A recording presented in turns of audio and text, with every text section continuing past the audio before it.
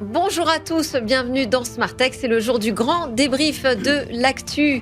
On va parler de plein de sujets, je vous les présente juste après, mes commentateurs aussi. C'est parti pour 28 minutes en direct sur la chaîne Bismart.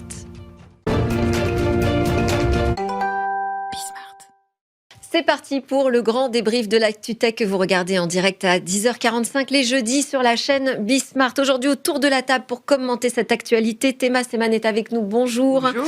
Vous êtes du cabinet Seman Avocat, bien sûr, avocate au barreau de Paris et Bruxelles, donc une spécialiste des affaires réglementaires européennes et des affaires publiques. Julien Pillot est avec nous également. Bonjour Julien, notre spécialiste éco qui est enseignant-chercheur en économie à l'INSEC, et Pascal Malotti. Bonjour Pascal, le directeur de la stratégie Valtech. Alors, on va parler aujourd'hui, par exemple, de ce réveil douloureux, de ces factures qui explosent, le coût de l'intelligence artificielle en entreprise. Là, plus personne ne maîtrise.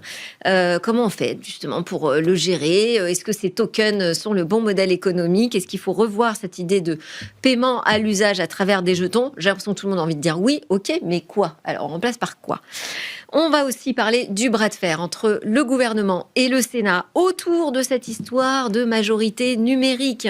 La Commission européenne a rendu son avis, mais le gouvernement et le Sénat n'ont pas vraiment la même interprétation, ce qui ne va pas faciliter le travail. On va s'intéresser aussi à Binance, qui a décidé de quitter l'Europe puisqu'elle ne répond pas aux exigences réglementaires. On va s'intéresser aussi aux 5 grands acteurs de la santé numérique qui disent nous, on ne veut pas de Secnum Cloud, on ne veut pas d'obligation sur l'hébergement de nos données, de nos données à nous, les citoyens français.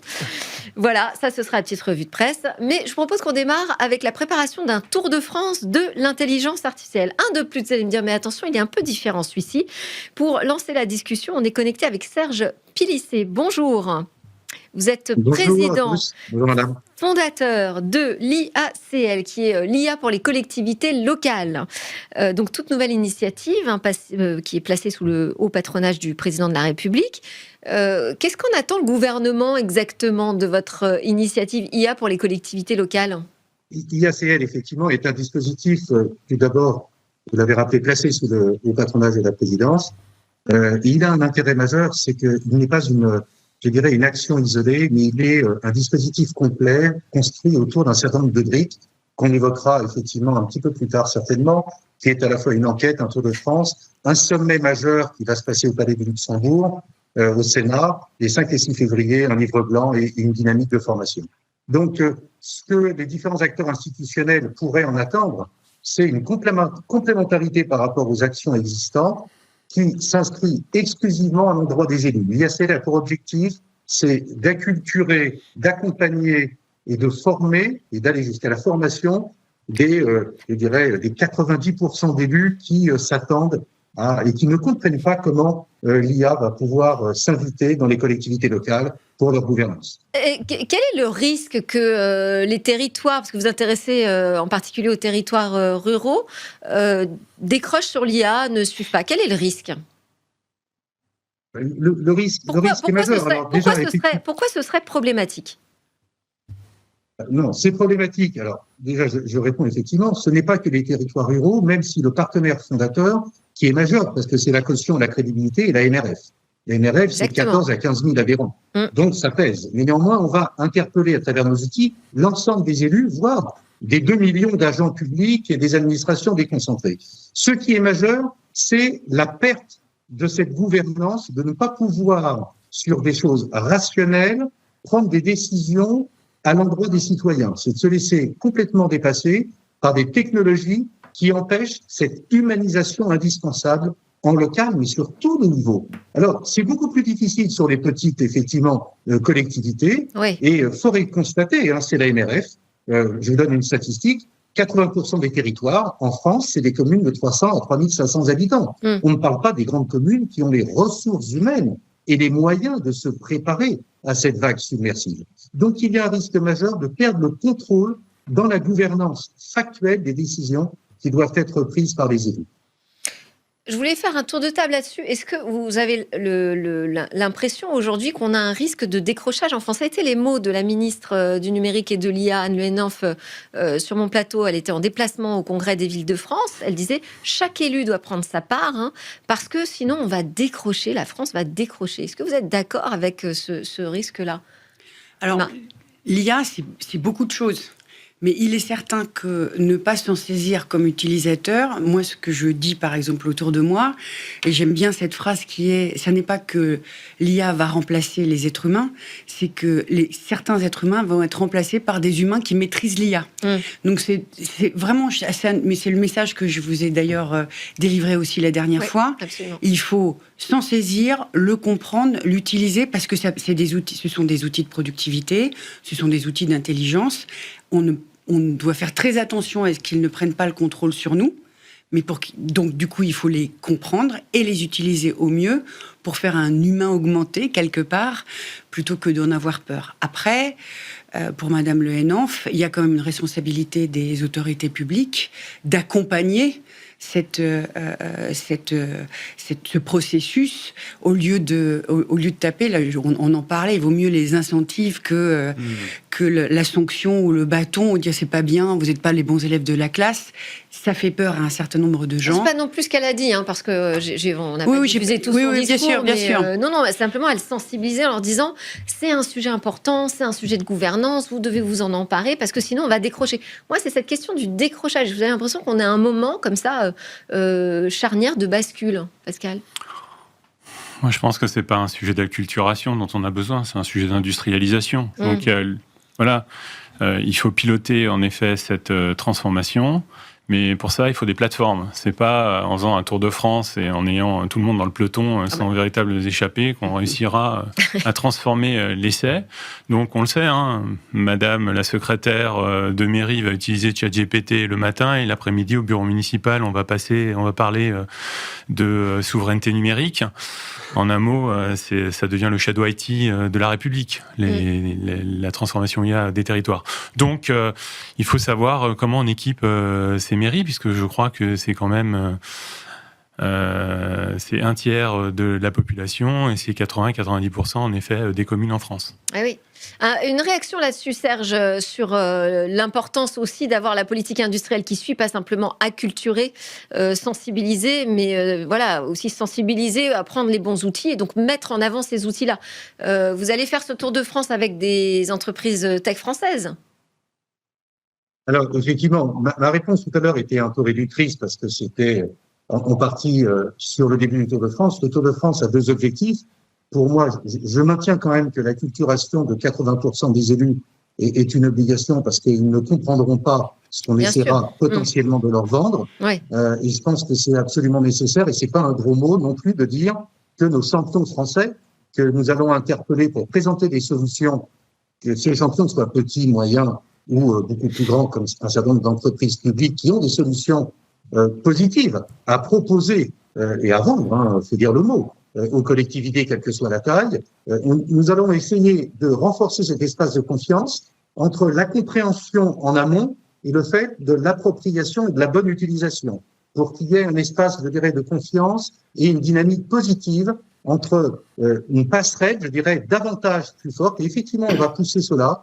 On aura, je l'espère, une vingtaine ou 25 partenaires avec le travail. On va se faire aider, on va se reposer sur les cercles French Tech, sur un certain nombre de missions qu'on fait la BPI et autres partenaires institutionnels, parce qu'il ne s'agit pas pour nous d'inventer ou de réinventer des choses. Il y a tout un tas de choses positives qui sont faites, mais on va mettre ce travail et essayer effectivement de créer ce ciment de confiance qui, aujourd'hui, pour ma part, avec beaucoup d'humilité, n'existe pas véritablement, même à l'endroit, en tout cas à l'endroit des petites collectivités, qu'elles soient rurales, de plaine ou de montagne. Une réaction, Julien? Juste d'un mot, il y a un terme qui, à mon sens, n'a pas été prononcé, c'est le terme de formation, parce que l'acculturation toute seule est insuffisante. Évidemment, il faut l'industrialisation, tu l'as dit, mais il faut aussi la formation. Parce que l'acculturation, c'est quoi? Ça veut dire, ceci est un outil, ceci est un ballon de foot, et ça sert à jouer au foot avec. Mais il suffit de regarder le mondial actuellement pour se rendre compte que tout le monde n'est pas Mbappé, tout le monde n'est pas Haaland, et tout le monde n'est pas Lionel Messi. Donc si on ne veut pas décrocher, on a besoin d'avoir des Messi, des Mbappé et des Haaland qui vont former les futurs Messi, Haaland et Mbappé. L'enjeu, il est là, et c'est un enjeu de formation. Mais si je peux me permettre, ça existe quand même. Hein. Là, les offres de formation, les entreprises qui mettent en place toute une série de séminaires, de présentations régulières auprès de leurs collaborateurs. Enfin, et puis il y a les écoles Simplon aussi. Oui, non, ça ne veut pas dire que ça n'existe pas. Oui, il y a hein, déjà des initiatives. Mais c'est un peu ma question, Serge, c'est comment est-ce que vous arrivez à vous insérer dans tous les dispositifs qui existent déjà, finalement? Écoutez, la première réponse, il y a plusieurs sujets importants qui viennent d'être évoqués. Je vais essayer de faire une petite synthèse. Faites très court, s'il vous plaît. Hein. Pas une synthèse. Oui, tout à fait. La première chose, c'est que ISL, c'est un dispositif qui commence par une enquête sur 34 800 élus et 2 millions de personnes, agents publics et déconcentrés. Ensuite, c'est effectivement un tour de France de 15 à 20 étapes. Après, c'est un sommet au Palais du Luxembourg. Ensuite, c'est un livre blanc de restitution sur ce que nous aurons entendu et sur les statistiques qui viendront directement de cette enquête et des rencontres humaines, parce que c'est important d'humaniser les relations. Et vous l'avez dit, monsieur, pardon, je n'ai pas retenu votre nom et votre prénom. La dernière brique, c'est la formation. Et tout ça dans un concept, je dirais, un peu phonétique, qui a plus qu'à. Au départ, il n'y a plus qu'à vous écouter pour l'enquête. Le Tour de France, il n'y a plus qu'à vous rencontrer. Il n'y a plus qu'à vous expliquer pour le sommet. Et à la formation, il n'y a plus qu'à vous former. Madame Kaiman, je crois, vous disiez qu'effectivement, vous avez raison, il existe des dispositifs de formation. Mais fort est de constater, je ne suis pas moi un organisme agréé, mais un certain nombre de modules ne sont pas adaptés. Or là, on sait, c'est pas un gros mot, qu'il y a une manne énorme sur ce qu'on appelle le DIF, le droit individuel à la formation. Donc, il faut mieux les orienter pour mieux les former et que la gouvernance soit plus sereine et peut-être humaine, autant que faire se peut, évidemment. Merci. De toute façon, on a besoin de plein d'initiatives. Enfin, on est quand même tous d'accord. C'est ce que j'allais dire. Ouais. Arrêtons d'être français et penser que ça va venir en top-down. Ouais. C'est pour parler en français. Exactement. Merci Serge Pilisser d'avoir été avec nous pour ouvrir ce grand débrief de l'ActuTech. Je rappelle que vous êtes le président fondateur de l'IACL, donc l'IA pour les collectivités locales. Merci. Nous, on va s'intéresser maintenant au coût de l'appropriation de l'IA, puisqu'on a d'un côté des injonctions à les entreprises de faire leur transformation, non plus numérique, mais de l'intelligence artificielle, adopter l'IA agentique. Et puis de l'autre, on commence à voir ces grandes organisations qui disent « Oui, alors il faudrait peut-être freiner un petit peu là sur les usages, parce que les tokens, ça commence à bien faire, ça coûte une fortune. » En tout cas, on a l'impression que les entreprises ont du mal à mesurer et à prévoir quelles seront les dépenses sur ces outils d'IA générative. Alors, commentaire de l'économiste là-dessus. Ce modèle économique du token, il va s'essouffler, non ? Parce que c'est ce qu'on entend beaucoup aux États-Unis aujourd'hui. On entend même Palantir, d'ailleurs, nous parler de l'aberration des tokens et tout ça. Est-ce que ça va s'essouffler, non ? Tant que l'essentiel des coûts de production de l'intelligence seront variables et non fixes, et donc dépendront clairement de l'énergie appelée pour pouvoir délivrer les calculs nécessaires pour avoir une réponse adaptée à la sortie, il n'y a pas de raison de sortir du modèle de token. Et donc, pour les entreprises utilisatrices, dans un modèle de business à business, la question qui revient en filigrane, c'est la question de la productivité. Il s'agit pour ces entreprises-là de transformer un centre de coût en quelque chose qui soit rentable. Et là, on est sur un processus de test and learn, de découverte, où les entreprises apprennent à utiliser l'IA, elles se rendent compte que parfois elles l'utilisent bien, parfois elles l'utilisent mal, et puis parfois, effectivement, ça leur coûte extrêmement cher, avec des résultats qui ne sont pas au rendez-vous. La question, c'est de savoir stop ou encore. Mais pour moi, c'est une question assez classique en économie. Bon, Pascal, retour d'expérience faite là-dessus. Il n'y a rien qui va aujourd'hui, mais c'est logique. Côté de l'offre, on le sait bien, les entreprises sont des incinérateurs à cash. Donc elles perdent de l'argent. OpenAI ne rentrera pas en bourse en 2026 et peut-être qu'ils ne rentreront jamais en bourse.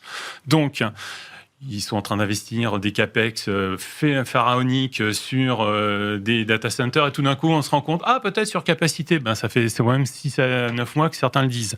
Donc, chacun revend ses surcapacités en ce moment. Exactement, voilà. Meta va devenir un néo-cloud. Super. Donc, ils n'ont aucun intérêt de leur côté si chaque requête, chaque prompt leur coûte entre 2 et 4 dollars et qu'ils facturent 1 dollar. En plus, ils subventionnent l'usage en ce moment pour nous rendre addictifs. C'est le nouveau fentanyl, c'est Zombieland dans les entreprises maintenant.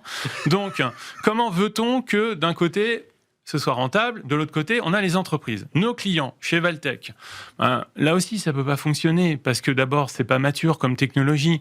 On impose en fait de l'IA sur des organisations, des gouvernances d'organisations qui ont été pensées il y a 40, 50 ans. Alors quand on redescend au niveau d'un département, oui, on peut sur des tâches gagner du temps, faire des gains de productivité.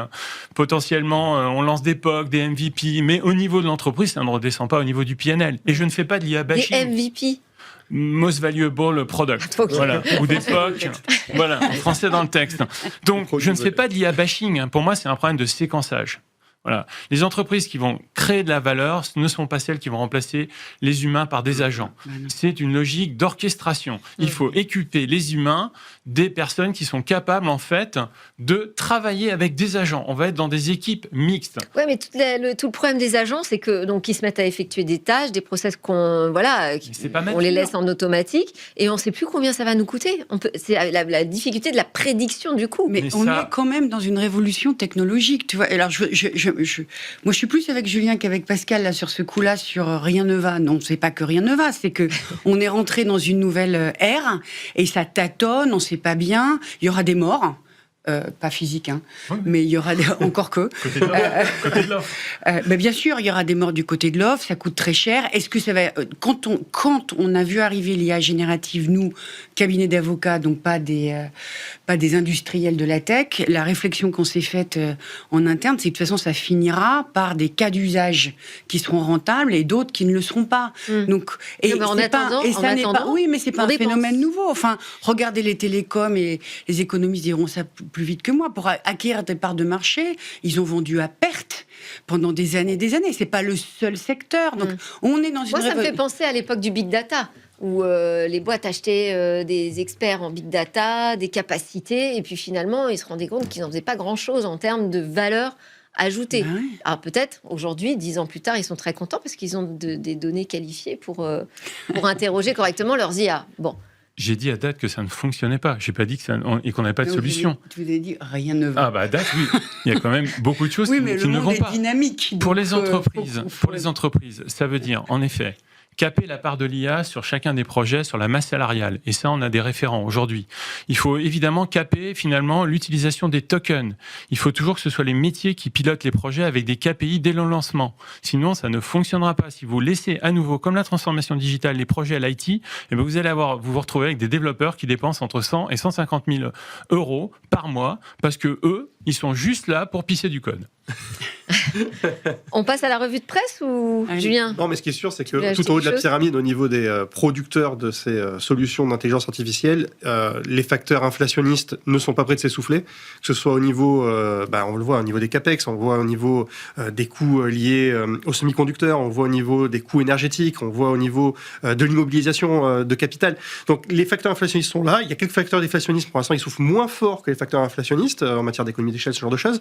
Donc il n'y a pas de raison pour l'instant objectif de penser que la facture pour les acteurs intermédiaires qui utilisent de façon professionnelle ces outils-là va baisser. Et je suis d'accord sur un point qu'a dit Pascal. D'ailleurs, on va publier avec Jean-Baptiste Crétez à la rentrée un papier qui tend à le démontrer, que l'IA qui arriverait de façon plaquée dans des organisations qui sont mal organisées, qui sont dysfonctionnelles, en fait, ne va pas résoudre les problèmes, mais au contraire, les amplifier, les problèmes de l'organisation. Et c'est rendez-vous à la rentrée, on en parlera. Mais même si c'est fonctionnel, si c'est pas orchestré, c'est comme l'ensemble du numérique, ça se plaque pas. Ça s'intègre dans une stratégie d'organisation, de gouvernance. Déjà fonctionnel pour réussir à l'intégrer de cette façon. Sans doute. Et puis il faut bien choisir ses modèles. On n'a peut-être pas tous besoin d'interroger des grands modèles de langage. Voilà. Enfin, ça s'apprend aussi. Quand même. Voilà. En effet. Exactement. Allez, on passe à la revue de presse. On va citer Ouest France, 2 articles de Ouest France. Le premier, c'était un entretien avec la ministre Anne Le Hénauf sur la majorité numérique à 15 ans, qui nous disait idéalement, ça devrait s'appliquer dès la rentrée scolaire. Puis le deuxième, alors c'est sur toujours cette interdiction des réseaux sociaux. Bruxelles appelle la France à revoir sa copie. Ah, mince. Et je voulais vous citer un 3e article, c'est une revue de presse chargée pour ce sujet. Là, ça date d'aujourd'hui ou hier, je ne sais plus, c'est Libé qui parlait de l'interdiction des réseaux sociaux pour les moins de 15 ans avec ce bras de fer qui se poursuit entre le Sénat et le gouvernement. Alors moi, j'ai assisté au briefing presse du cabinet d'Anne Le Hénauf. Donc la ministre retient surtout que la France est habilitée à agir pour imposer une majorité numérique et à 15 ans si elle le souhaite, et estime que le calendrier calendrier de mise en œuvre, entrée en vigueur en septembre, il est toujours tenable. Mais derrière, quand même, il y a ce communiqué du Sénat qui dit « Ah oui, mais alors attendez, vous n'êtes pas d'accord sur les listes noires. Vous dites que la Commission n'autorise pas l'ARCOM à créer des listes noires. On n'est pas du tout d'accord avec cette interprétation. Nous, on estime que les listes noires, c'est possible. Simplement, c'est le rôle de l'ARCOM qui est à repenser. » Comment on va se sortir de ce sujet ? Est-ce que vous croyez à cette application en septembre d'une interdiction des réseaux sociaux au moins de 15 ans en France? Alors, peut-être pour revenir un peu sur les contradictions qui, en fait, n'en sont pas.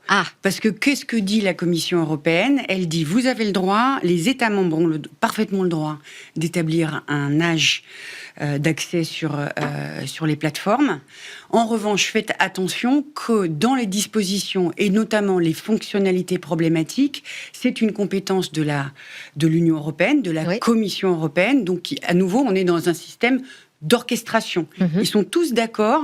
La question n'est pas le si, la question est le comment. Et donc, sur les listes noires, la Commission... Parce que c'est important cette histoire de liste noire, parce qu'on interdit tous les réseaux sociaux, ça veut dire quoi, lesquels ? Alors, la Commission a dit, il y a une définition au sein du DSA et du DMA. Est-ce qu'on s'en tient à cette définition ? Ou est-ce qu'on a la possibilité, comme le dit le Sénat, de créer notre liste noire ? Alors, ce que dit la Commission sur le sujet, c'est si vous créez votre liste noire, est-ce que d'abord c'est une bonne idée ? Parce que c'est quand même mieux qu'on ait un texte qui s'applique sur l'ensemble de l'Europe. C'est un service numérique, donc on va pas tous parce que nous on va faire notre liste noire, puis vous allez voir la Pologne, la Hongrie ou le Luxembourg. Enfin, c'est un côté un peu absurde.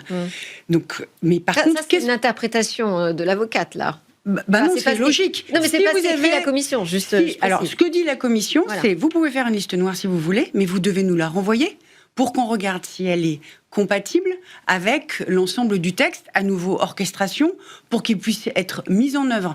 Parce que l'interprétation, non seulement de la tech, mais de l'avocate, mais aussi d'une pratiquante, c'est quand même, vous pouvez faire une liste noire en France, bon courage pour la faire appliquer dans l'Union européenne. Ça n'a pas beaucoup de sens.